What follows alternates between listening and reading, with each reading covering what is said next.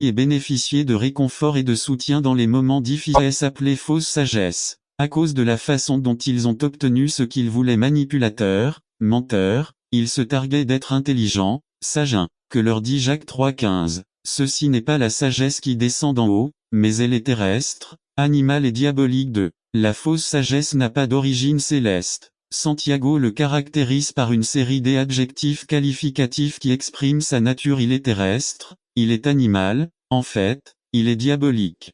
Terrestre est ce qui est inférieur, imparfait, transitoire, périssable, non spirituel, appartient au mal voire un corps 1542 corps 5.1. Fil 3.19.1. La fausse sagesse n'a rien de céleste à son origine. Son essence est terrestre où elle restera et où elle sera détruite lorsque Dieu établira le royaume des cieux ici sur terre. C'est le mot traduit par animal dans 3.15 et le mot grec psychiko. Cela signifie qu'il appartient à la respiration, élément principal de la vie, quelque chose que l'homme a en commun avec les êtres irrationnels, les animaux. Quand on parle de psychiko, on parle de quelque chose qui est régi par la respiration, par les instincts. Cela fait référence à la nature sensuelle soumise aux appétits de la chair et de la passion. Pour cette raison, les traductions espagnoles disent animal car les animaux n'ont pas de contrôle sur leurs instincts. Ils agissent sans réfléchir, sans raisonner. C'est ainsi qu'agissent ceux qui ont une fausse sagesse. 3. Il n'y a aucune différence entre eux et les animaux, même lorsqu'ils font preuve d'un zèle sacré dans leur comportement, car ce faisant, ils produisent beaucoup d'amertume. 4. Le vrai chrétien, en plus de posséder le psychiko, possède également le pneuma, l'esprit, quelque chose que les animaux ne possèdent pas. Le pneuma est ce qui nous différencie des animaux, ce qui nous rend rationnels, ce qui nous relie à Dieu. Les animaux ne l'ont pas. 5. Dans Saint Jude 18 à 19, psychiko apparaît au pluriel. Cela dit, à la fin des temps, il y aura des moqueurs. N'attendez pas qu'il soit trop tard. Devenez membre de la chaîne Today et bénéficiez de réconfort et de soutien dans les moments difficiles. Cliquez sur le lien dans la description de la vidéo mardi 9 avril 2024 page 3. Qu'ils marcheront selon leur propre passion, aussi impies soient-ils. Ce sont eux qui provoquent des divisions. Ils sont sensuels psychiquois et non pas l'esprit. 6. Il parle des faux enseignants des derniers jours et dit qu'ils sont sensuels psychiquois et non pas d'esprit. Pneuma n'a pas d'article dans l'original, donc il ne peut pas se référer au Saint-Esprit, mais au rationnel aspect de l'être humain, ce qui l'identifie à Dieu. 7. Cette sagesse n'est pas seulement terrestre, mais a aussi des caractéristiques animales. C'est une sagesse comme celle qui fait attaquer un animal sans penser à autre chose qu'à sa survie.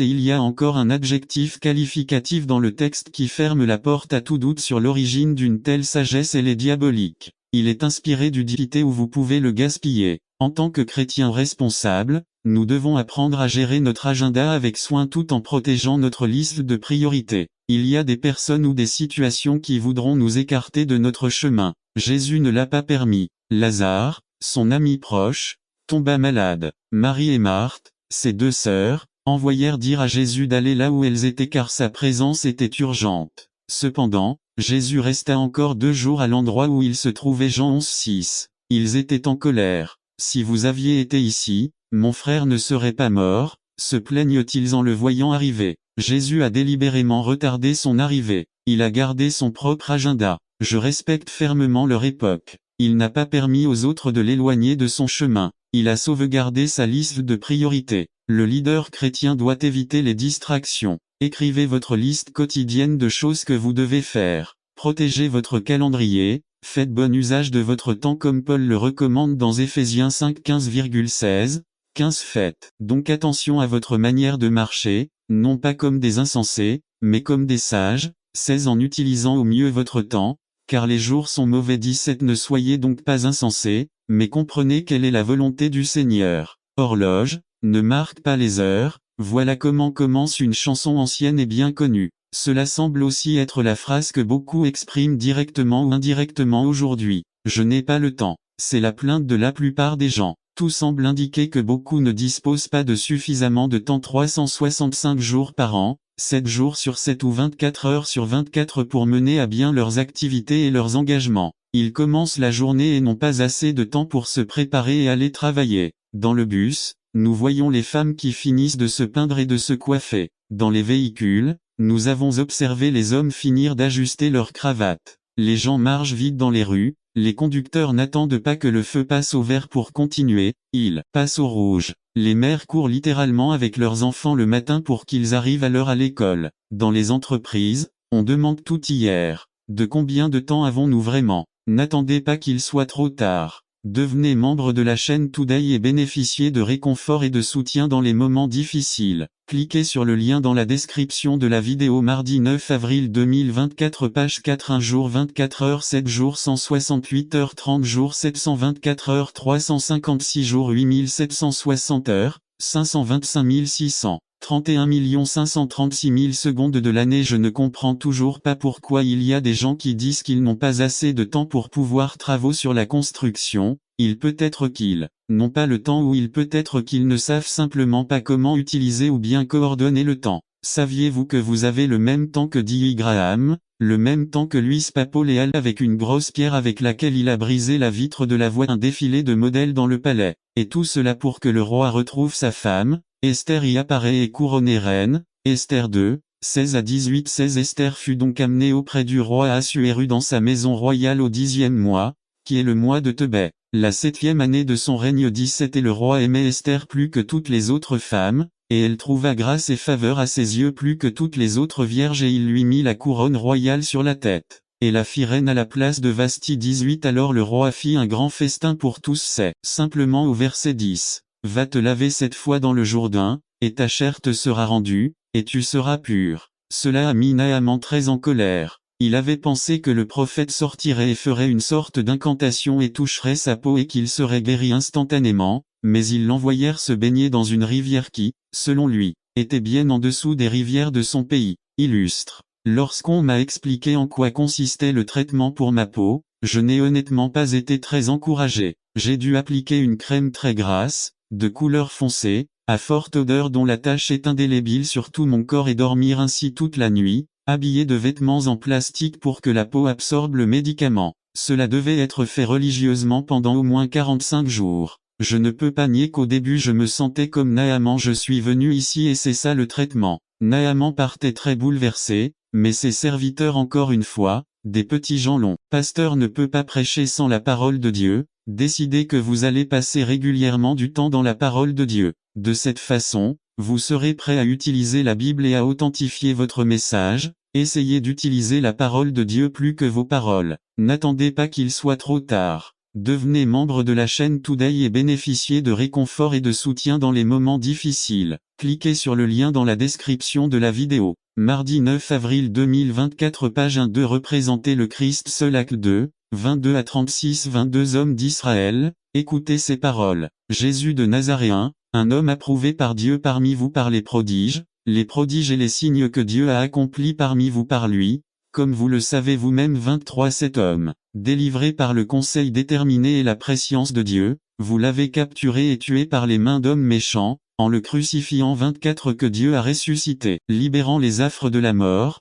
parce qu'il lui était impossible d'en être retenu. 25 Car David dit de lui, j'ai toujours vu le Seigneur devant moi, parce qu'il est à ma droite, je ne bougerai pas. 26 C'est pourquoi mon cœur s'est réjoui et ma langue s'est réjouie, et même ma chair reposera dans l'espérance. 27 Car tu ne laisseras pas mon âme dans l'Hadès, et tu ne permettras pas que ton sein voie la corruption. 28 Tu m'as fait connaître les voies de la vie, vous me remplirez de joie par votre présence. 29 Hommes frères, on peut vous dire libréra à propos du patriarche David qu'il est mort et qu'il a été enterré, et que son tombeau est parmi nous jusqu'à ce jour. 30 Mais étant prophète, c'est bien que tu te souviennes de mon amour. Je me souviens que j'ai dit oui, mais je ne me souviens pas de qui. Nous sommes oublieux, très oublieux, peu importe la qualité de nos projets si à la fin nous oublions tout. Je voudrais suggérer que l'attitude avec laquelle nous abordons nos projets, ou notre réaction à divers événements, déterminera si notre année sera une année de victoire ou une année d'échec. L'apôtre Paul ne s'est jamais laissé vaincre par les circonstances de la vie. Plus que tout,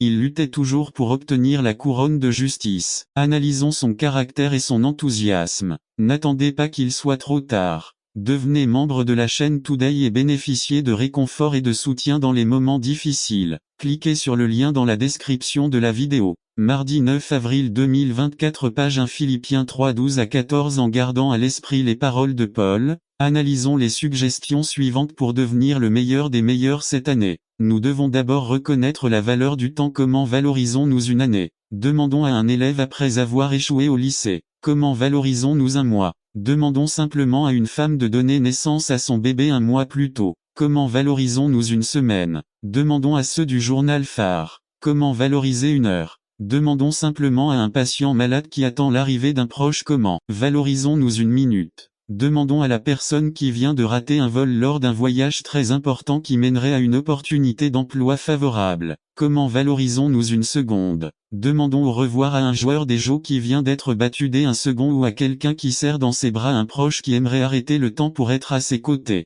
Dieu est éternel et l'analyse du temps est pour lui un facteur différent de notre analyse. Le temps est important pour nous car nous vivons une partie de la vie avec un temps limité. Nous commençons par l'enfance, puis l'adolescence, puis nous sommes adultes, la maturité arrive et puis notre temps touche à sa fin. Nous mesurons la vie en segments. Mais qu'est-ce qui rend quelque chose de précieux ou de précieux? Eh bien, si quelque chose est rare, il acquiert sa valeur. Donc, si quelque chose est rare ou rare, alors il a de la valeur. Mais si nous en avons trop, cela perd de sa valeur. Il en va de même avec le temps. À 18 ans on dit non alors on le fait, ou alors on étudie etc.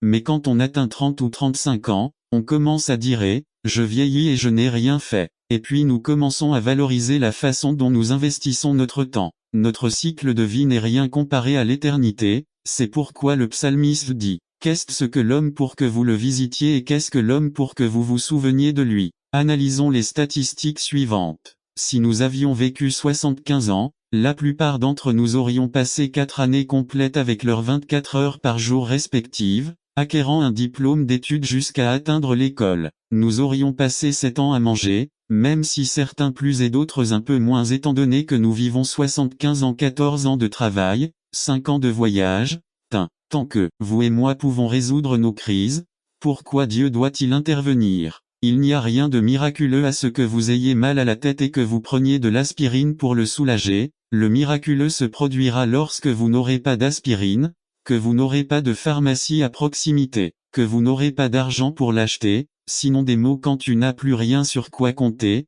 pas de ressources sous la main, c'est là que le surnaturel pleinement dans cette vie pleine de nids de poules et de vallées d'ombre et de mort. Conclusion: n'attendez pas qu'il soit trop tard. Devenez membre de la chaîne Today et bénéficiez de réconfort et de soutien dans les moments difficiles. Cliquez sur le lien dans la description de la vidéo. Mardi 9 avril 2024 page 3. Profitez de tout ce que la grâce de Dieu peut faire dans nos vies, dans notre mariage, avec l'éducation de nos enfants. Regardons ce Noël à tout ce que Dieu nous a donné et vivons dans les richesses que Jésus-Christ nous a apportées. N'attendez pas qu'il soit trop tard. Devenez membre de la chaîne Today et bénéficiez de réconfort et de soutien dans les moments difficiles. Cliquez sur le lien dans la description de la vidéo. Mardi 9 avril 2024. Page 4. Le premier chant de Noël résumé. Une exposition du chant de Marie par Félix Ramirez. Le premier chant de Noël. Luc 1, 46 à 55. Introduction. Combien d'entre vous aiment les chants de Noël? Les chants de Noël sont présents partout pendant cette période.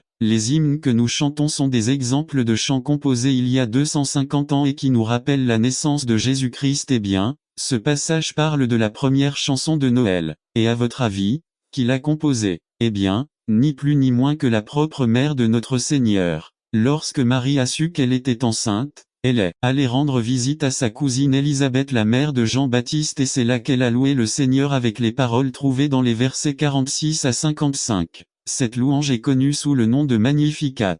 Je n'ai jamais entendu de message sur ce passage si riche en contenu et si beau dans sa forme poétique. Le message du Magnificat s'est perdu en ces jours où les gens sont excités par toutes les ruées pour acheter des cadeaux, des arbres, des cadeaux, etc. Il est nécessaire de réfléchir à la manière appropriée de glorifier Dieu à ces dates où Noël approche. À cette occasion, je voudrais que nous regardions attentivement les paroles de cette louange à Dieu. Regardons ce que Noël signifiait pour la mère de notre Seigneur. Le chant de Marie nous enseigne que nous devrions nous concentrer ce Noël sur le caractère de Dieu et son œuvre pour son peuple. Quels sont les aspects de Dieu sur lesquels nous devrions méditer ces jours-ci?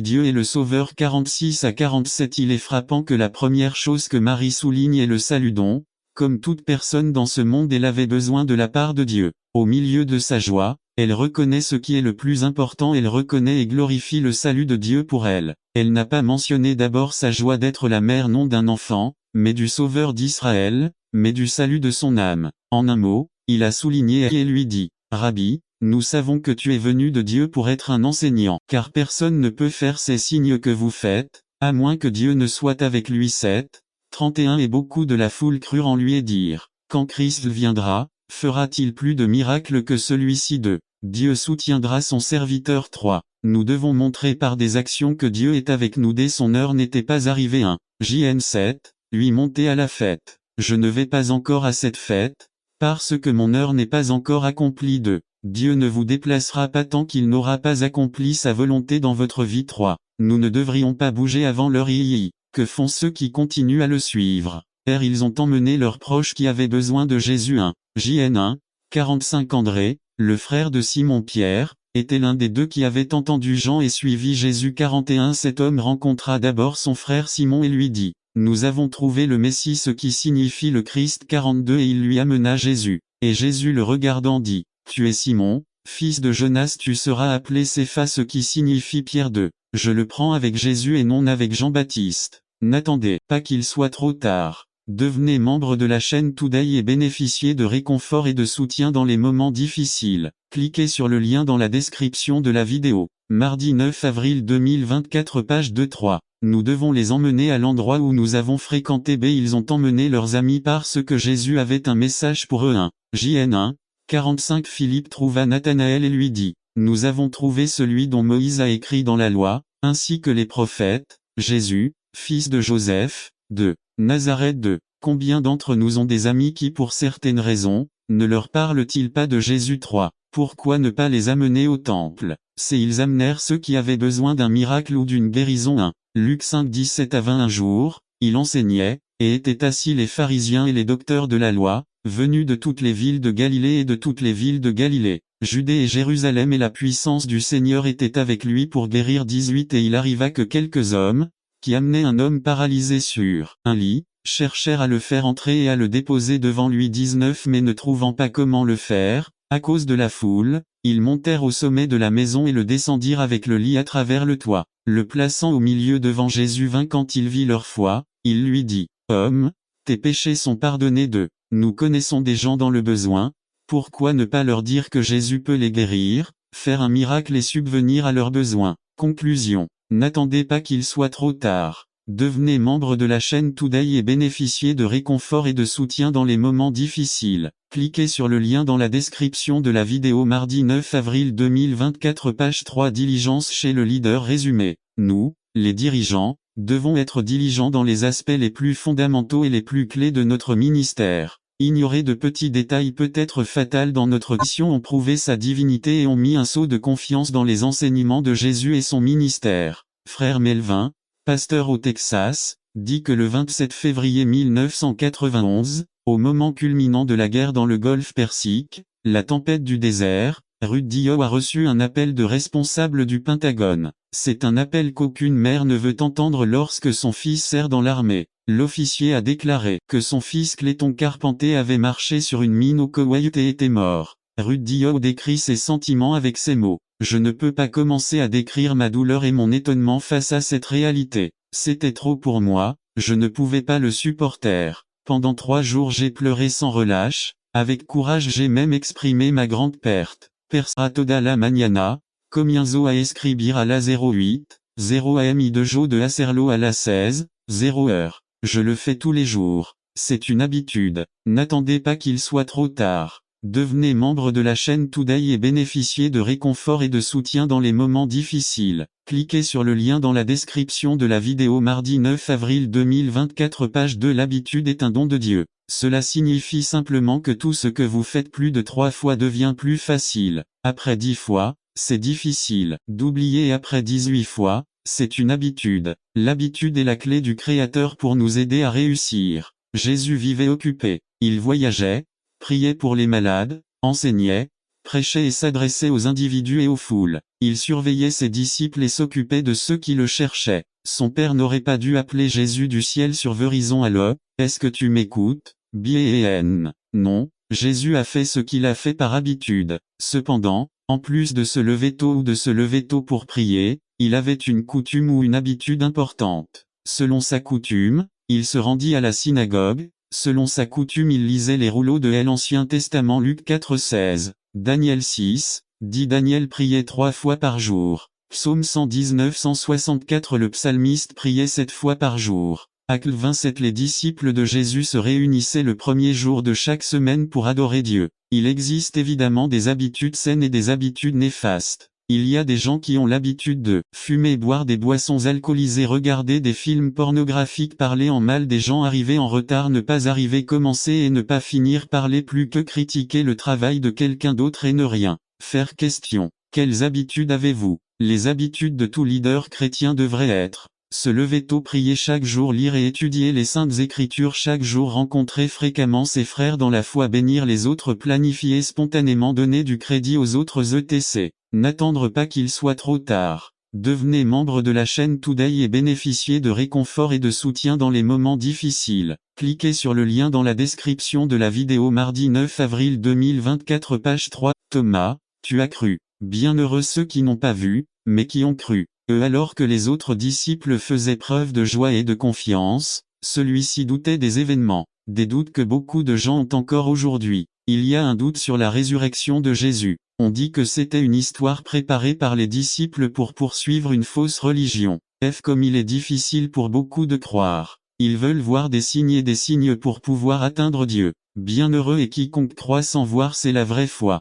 Encore une fois, il apparaît à 7 des disciples. JN 21, 1 à 14 r alors qu'ils étaient au bord de la mer de Tibériade. 1b2 Simon-Pierre, Thomas appelé Didyme, Nathanaël de Cana en Galilée, les fils de Zébédée, et 2 autres de ses disciples étaient ensemble. Ils ont pêché toute la nuit et n'ont rien attrapé. À l'aube, Jésus apparaît sur la plage. 4d Jésus leur pose une question et donne des instructions qu'il identifie immédiatement comme le maître. 5. Si n'attendez pas qu'il soit trop tard. Devenez membre de la chaîne Today et bénéficiez de réconfort et de soutien dans les moments difficiles. Cliquez sur le lien dans la description de la vidéo. Mardi 9 avril 2024, page 3. C'est à cette occasion qu'il a l'occasion de parler avec Pierre pour lui demander 15. Quand ils eurent mangé, Jésus dit à Simon-Pierre: Simon, fils de Jonas, m'aimes-tu plus que ceux-ci? Il répondit: Oui, Seigneur, tu sais que je t'aime. Il lui dit: paie mes agneaux. 16 La deuxième fois, il lui dit: Simon, fils de Jonas, m'aimes-tu? Pierre lui répondit: Oui, Seigneur, tu sais que je t'aime. Il lui dit: paisse mes brebis. 17 La troisième fois, il lui dit: Simon, fils de Jonas, m'aimes-tu? Pedro était attristé de lui dire pour la troisième fois: m'aimes-tu? Et il lui répondit: Seigneur, tu sais tout, tu sais que je t'aime. Jésus lui dit: paie mes brebis. Conclusion. L'apôtre Jean écrit en disant que Jésus est apparu à ses disciples à 3 reprises.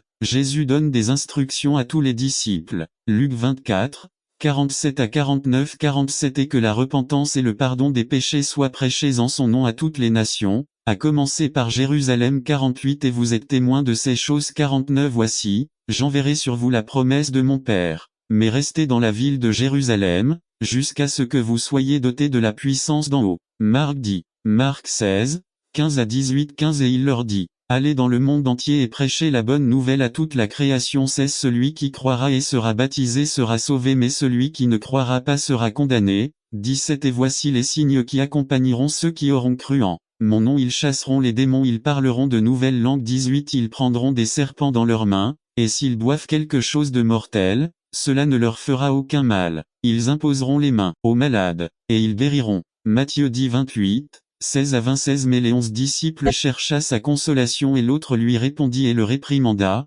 disant: ne crains-tu même pas Dieu, étant dans la même condamnation? En vérité, nous souffrons à juste titre, parce que nous recevons ce que nos actions méritaient, mais celui-ci ne fit aucun mal. Et il dit à Jésus: souviens-toi de moi quand tu entreras dans ton royaume. Luc 23 40 à 42. Le voleur n'a pas demandé à Jésus de le sauver du châtiment qu'il avait justement reçu. N'attendez pas qu'il soit trop tard. Devenez membre de la chaîne Today et bénéficiez de réconfort et de soutien dans les moments difficiles. Cliquez sur le lien dans la description de la vidéo. Mardi 9 avril 2024 page 2b. Le voleur n'a fait aucune demande mais a seulement reconnu son erreur. Il demanda que le roi des rois se souvienne de lui lorsqu'il aurait pris possession de son trône. 3. Ce voleur ne savait pas que tout ce qui était nécessaire pour attirer l'attention de Jésus était la foi. Lorsqu'il reconnut Jésus comme roi, il crut en son sacrifice. Cela lui a valu les plus belles paroles de Jésus. 1. Des paroles d'espoir que ce même jour ils seraient ensemble. 4.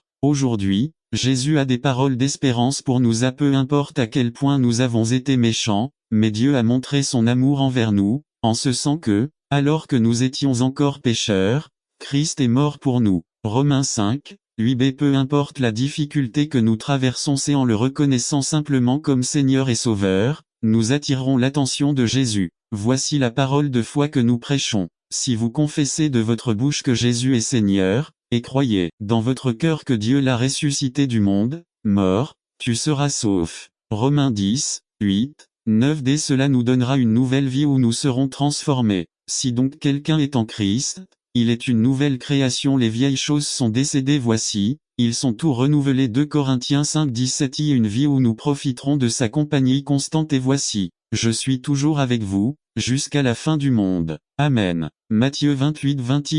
Parce que ce sont des mots de réconfort. Lorsque Jésus vit sa mère et le disciple qu'il aimait se tenant là, il dit à sa mère, « Femme, voici ton fils ». Puis il dit au disciple, « Voici ta mère ». Et à partir de cette heure, le disciple l'a reçu dans sa maison. Jean 19, 26, 27. À réconfort. Action de soulager la douleur ou l'affliction d'une personne.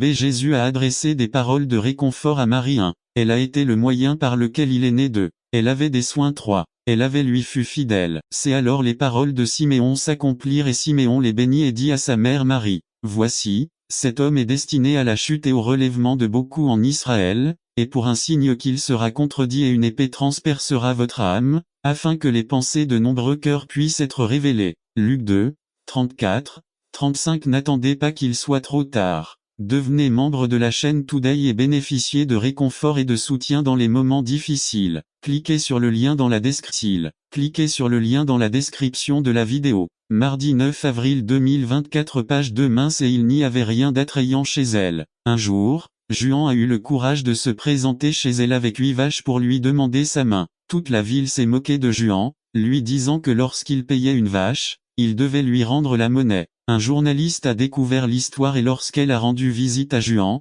pensant que Juan avait fait cela par vaine gloire ou par folie, elle a trouvé Sarita très soignée, belle, les yeux brillants et avec une grande personnalité. Elle a demandé à Juan pourquoi il avait payé 8 vaches. Juan répond en disant que beaucoup de femmes parlent de ce que leurs maris ont payé pour elles, certaines disent que c'était 2 ou 3 vaches et parfois même 6, cela peut avoir un effet sur elles. Je voulais que Sarita sache ce qu'elle valait. Tom. Considérant qu'ils ont payé 8 vaches pour Sarita, elle a commencé à se comporter comme une femme à 8 vaches. Aujourd'hui, le monde ressemble à celui de Sarita avant de rencontrer Juan, plein de blessures, de complexes, de faible estime de soi et de vide. C'est notre travail de leur faire savoir ce que Dieu pense de 3. Ils font preuve d'honneur dans nos actions. Les gens préfèrent voir un sermon plutôt que de l'entendre. L'honneur est contagieux. L'honneur est un aimant. Conclusion. Barnabas a fait preuve d'une attitude d'honneur envers les citoyens d'Antioche, ce qui a provoqué un renouveau dans cette ville. Aujourd'hui, nous devons examiner notre attitude et reconnaître qu'un manque d'honneur entraînera de terribles désastres dans nos vies et dans celles de ceux qui nous entourent. Apprenons de Juan et commençons à payer 8 vaches pour notre voisin.